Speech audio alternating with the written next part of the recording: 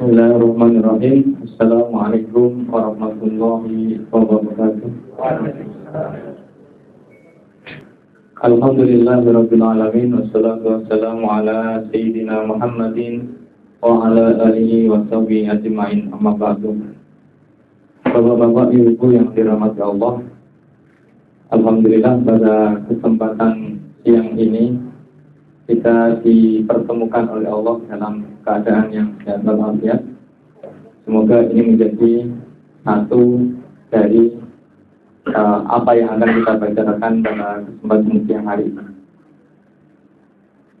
Allah berfirman dalam Al-Quran, A'udzubillahi minasyaitonirrajim, Bismillahirrahmanirrahim. Qul in kuntum tuhibbunallaha fattabi'uni yuhibbukumullah wa yaghfir lakum dzunubakum wallahu ghafurur rahim. Pertama-tama mungkin perlu perkenalan biar mungkin lebih enak nanti kalau mau diskusi atau mungkin tanya jawab. Nama saya Muhammad Mualim. Kadang-kadang terselip Pak ya, biasa itu. Tapi tidak apa-apa, nama saya Muhammad Mualim. Dari ayat yang saya sampaikan tadi, di situ ada perintah bahwa Allah menyuruh Nabi Muhammad menyampaikan kepada umatnya, Qul, katakanlah wahai Muhammad, in kuntum tuhibbunallah, jika kalian mencintai Allah, fattabi'uni. Jadi maka ikutilah aku. Aku di sini adalah Rasul. Ketika kita menyatakan saya mencintai Allah, otomatis kita berkewajiban untuk mengikuti apa yang dilakukan oleh Rasul kita Muhammad Sallallahu Alaihi Wasallam. Apa saja yang harus diikuti?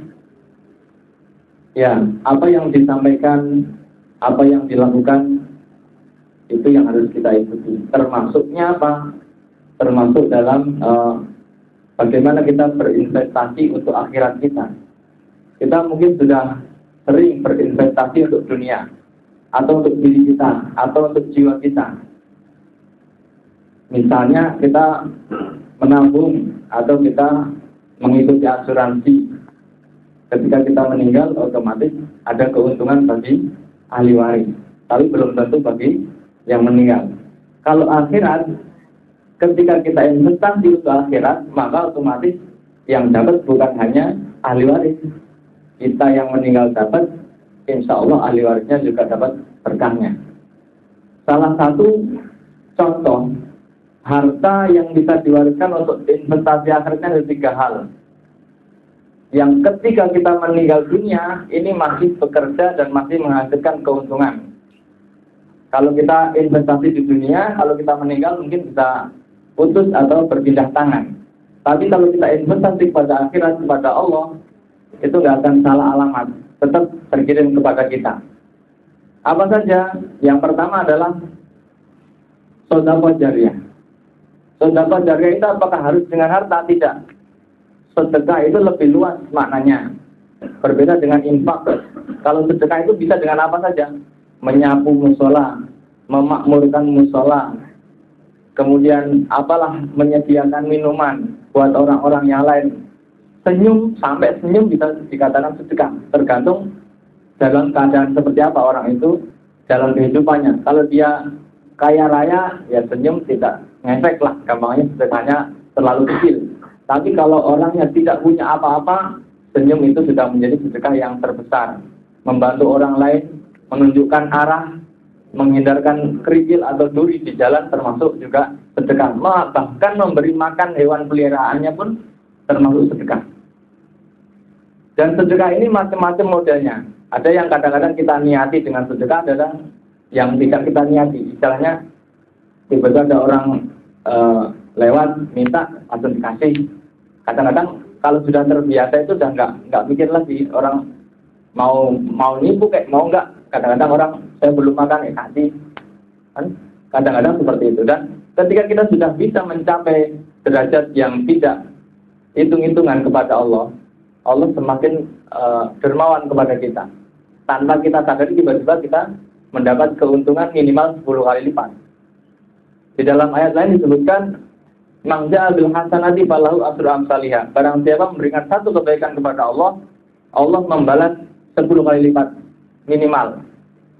Minimalnya 10 kali lipat, maksimal tidak terhingga. Ada yang sampai 700, bahkan ada yang sampai ribuan.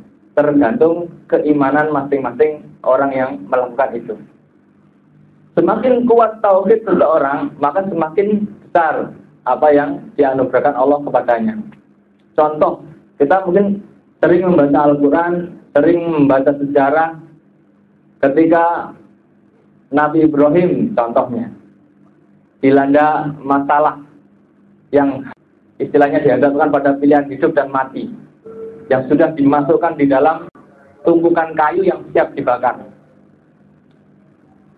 Lalu ada malaikat turun menawarkan jasa.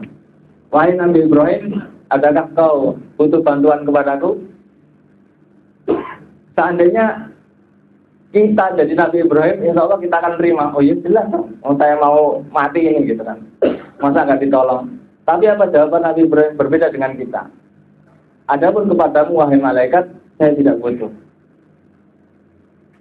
Saya sudah pasrah kepada Allah. Nah, semacam ini adalah contoh-contoh ketauhid. Jadi ketika orang-orang punya masalah, mengikhlaskan dirinya, sudah kemudian pasrah kepada Allah sementok-mentok.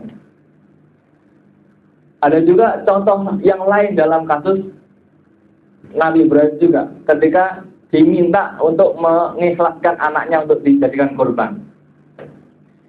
Ini dalam hal ini contoh keikhlasan, di mana orang ikhlas maka tidak akan kehilangan sesuatu yang akan dianggapnya hilang. Nabi Ibrahim di situ punya anak yang baru pertama yang diminta oleh Allah untuk dikorbankan. Padahal anak yang pertama yang paling tersayang satu-satunya lagi. Tetapi ketika Nabi Ibrahim mengikhlaskan anaknya untuk dikorbankan, ternyata Allah malah tidak jadi, sudah cukup, kamu sudah lulus dalam ujian keikhlasan ini. Pun juga ketika kita bersedekah, semakin kita ikhlas semakin baik.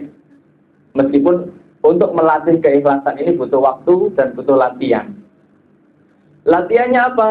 Latihannya mulai dari yang kecil. Kalau terlalu lama, latihannya dengan dipaksakan.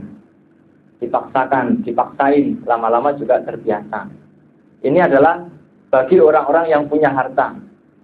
Sedekahnya dengan uang. Kalau yang nggak punya harta bagaimana? Masih ada 2 harta lagi yang tidak berupa uang, yang bisa menjadi tabungan nanti ketika kita meninggal. Bahkan masih hidup pun kita sudah mendapat keuntungan. Apa itu? Yang kedua adalah ilmu yang bermanfaat. Ilmu apa saja? Ilmu perbankan, ilmu komputer, ilmu apa saja yang bermanfaat bagi umat manusia akan ada kebaikannya. Bahkan ilmu membuat pesawat terbang contohnya. Kalau pesawat itu dipakai haji, otomatis kita mendapat pahala juga karena dipakai untuk kebaikan.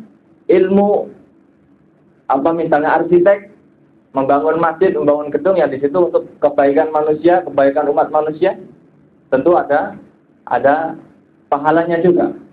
Atau bahkan bapak-bapak, ibu-ibu sudah punya buku yang diterbitkan, ini juga bisa menjadi manfaat bagi dirinya dan bagi orang lain.